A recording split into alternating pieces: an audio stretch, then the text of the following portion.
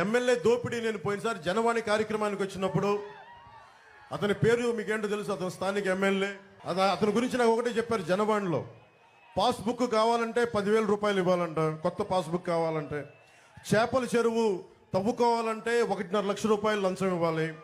చేపల దాణా షాప్ పెట్టాలంటే 2-3 లక్షల రూపాయలు ఇవ్వాలి.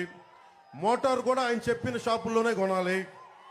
ఎమ్మెల్యే కనీసం మన పెడలకి డ్రైనేజ్ చేయలేకపోయాడు, కానీ నోటిని డ్రైనేజ్గా వాడుకునే వాడికి డ్రైనేజ్ ఏం క్రియేట్ చేయగలడు? పేకాట క్లబ్బులు నడిపేవాడు. వీళ్ళు పదవుల్లో ఎక్కారు. పదవులు ఉన్నది పనులు చేయడానికి, కానీ పేకాట క్లబ్బులు నడపడానికి కాదు.